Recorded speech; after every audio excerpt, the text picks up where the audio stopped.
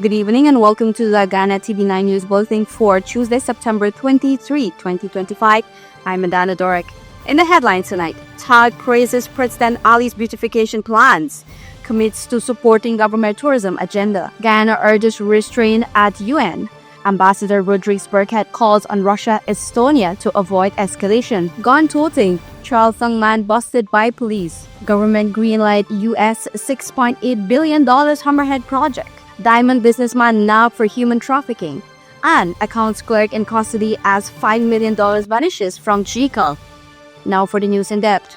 The Tourism and Hospitality Association of Ghana (TAG) has praised President Ali's plan to beautify the capital city.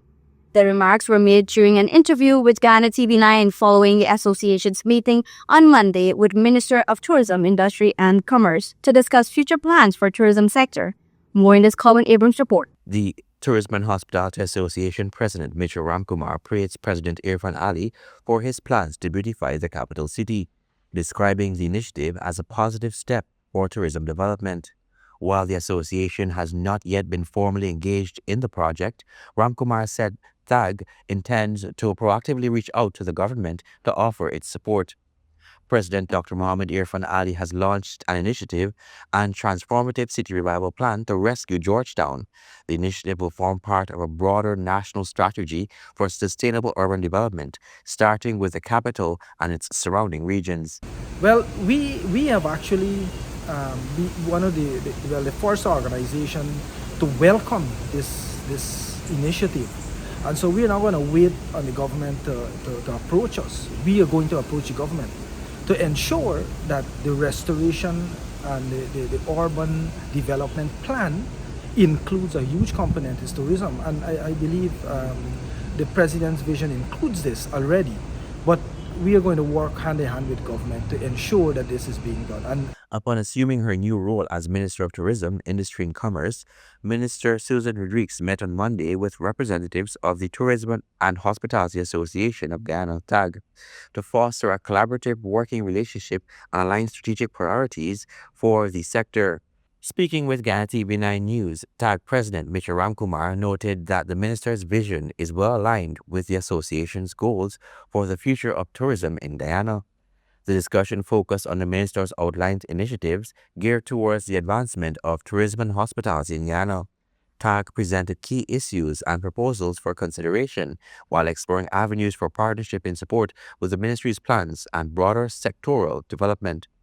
so the meeting was very very cordial, and the focus is that for the partnership. And the minister emphasized that operating in silos will not help any of us. So we are basically speaking in the same vein. We are singing from the same songbook, and all of the meeting was basically to ensure that our strategies, our efforts are aligned with each other. Ramkumar noted that the meeting also served as an opportunity to highlight several challenges affecting some TAG members, particularly those operating within the city. He emphasized that addressing these issues will require a collaborative effort between the government and the private sector. These includes, access to sites, especially if you were to do, for example, a Georgetown City tour, the upkeep of these sites.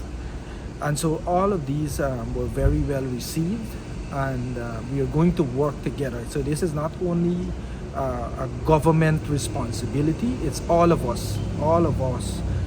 So our energies are going to be focused and very targeted to be able to achieve the mandate that both of us have from the private sector perspective and the government perspective.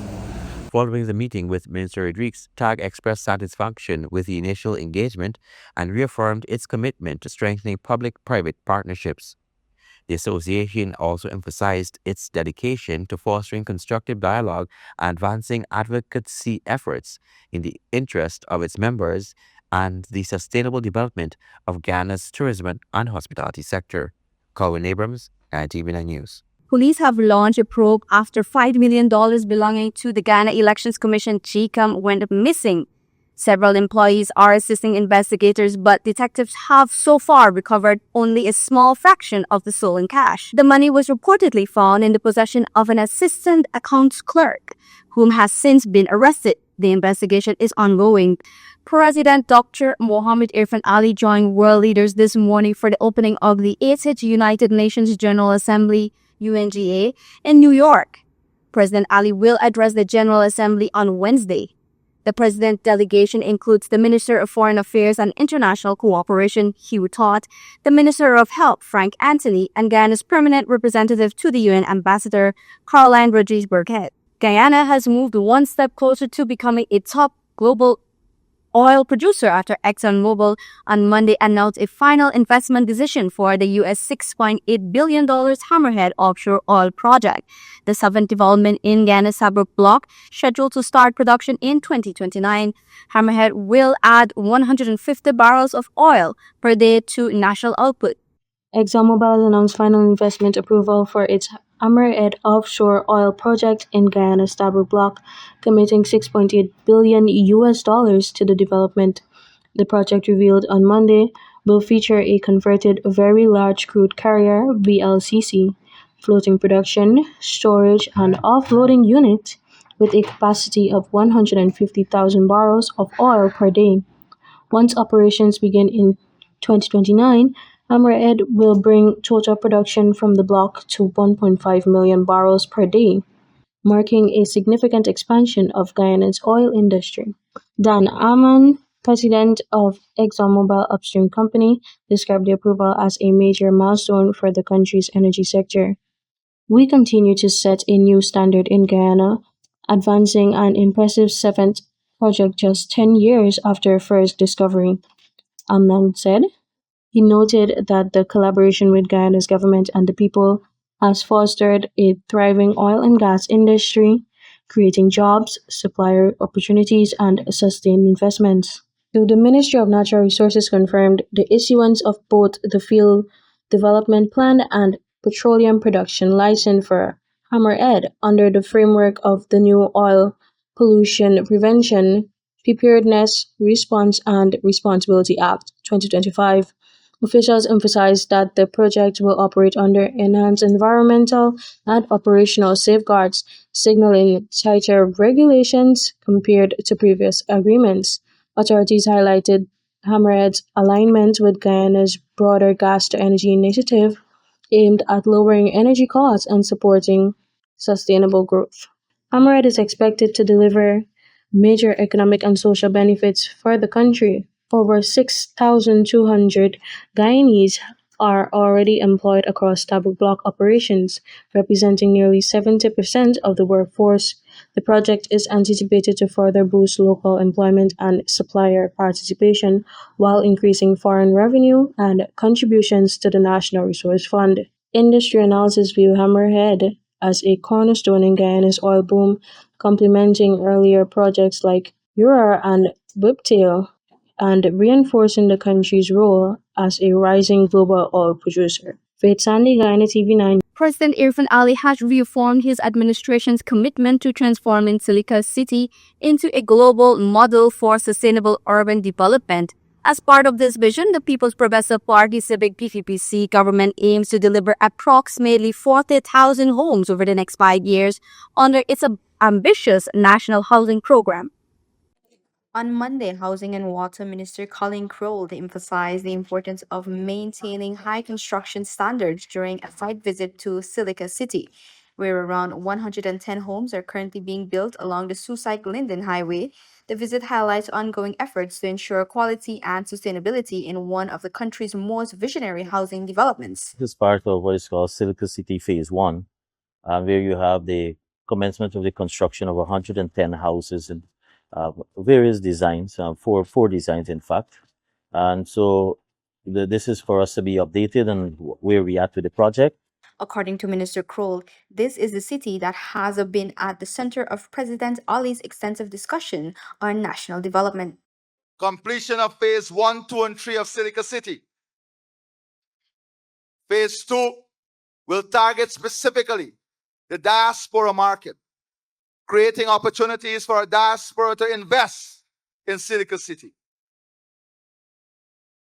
Next 5 years is about building more young professional homes, more low-income homes, more homes with an economic model like homesteads. We have already completed 50 of those homesteads that will have an economic component with it so that the homes will generate wealth, will generate income to help single mothers led home to repay their mortgages, whilst we transfer more money to enhance home ownership. You will see massive investment to support housing in our healthcare system, in our education system, in investment in water to bring treated water to all of these communities. Silica City will be a global model city, hands down. Minister Kroll indicated that further phases of the project are set to begin and stressed the importance of delivering high quality results. We're also checking on the quality of work being done. And this is something Minister Ben and I have been speaking about, is that we houses, as you know, part of our mandate is that construction of houses will play a major role in terms of fulfilling our target for this period. So therefore means we'll have to do some strengthening at our project department in terms of the unit. So we have infrastructure focus, and you'll also have the construction of housing units. Meanwhile, the visit also served as a familiarization tour for the newly appointed minister within the Ministry of Housing and Water, Vanessa Ben, who was granted a first-hand look at the ongoing development of Ghana's first sustainable city. Minister Ben underscored the importance of delivering high-quality housing to citizens, while also highlighting the need to incorporate environmentally friendly practices. Whilst we look at the work that they have been doing so well for over the years, how do we broaden that scope? How do we look at, the greening of spaces in which the houses are being constructed? How do we look at a more kind of comprehensive linkage with the forestry sector, for instance? How do we use a lesser used wood species in the construction? And Guyanese can have, we don't just think about Kabukali and Greenheart, but there's the Wamara, there are many other species that we can use that are beautiful, that kind of, showcase the exotic woods that we have. And we can have the use of those and provide more employment for people within the forestry sector. As construction advances on the Silica City project along the Susac-Linden Highway, the government is preparing to launch Phase 2 of the development, which will specifically target members of the diaspora. Adana Doric, Ghana TV9 News. Diamond businessman Albin Parag, 49, was slapped with a trafficking in person charge after allegedly exploiting a 31-year-old Cuban woman between March and June this year. Parag, who has addresses at Diamond in Alberton, was hauled before Senior Magistrate Judy Leichman at the Diamond Magistrate Court today, September 23, where he pleaded not guilty. But the prosecutor strongly objected to bail, and the magistrate agreed, sending the accused straight into prison until his next hearing on October 6, 2025. Police vowed to keep up the fight against human trafficking, saying they're working with partners to clamp down on the crime in all forms.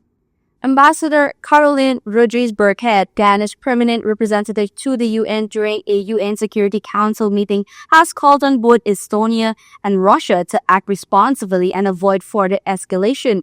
Her comments came after Russia denied Estonia's claim that its military jets violated Estonia airspace, accusing the NATO member of inflaming East-West tensions without evidence. Colvin Abrams reports.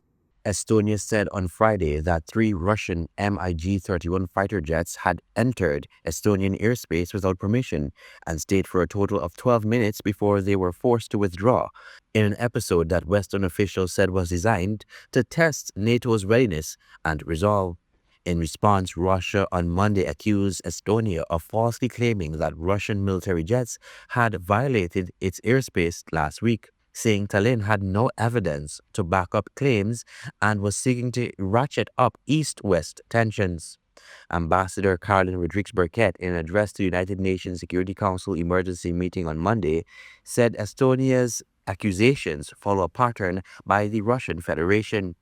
Saturday's incident appears to follow a pattern of similar events in the region that are unfolding in the context of the ongoing armed conflict in Ukraine. When this council met last week, to address a similar incident in Poland.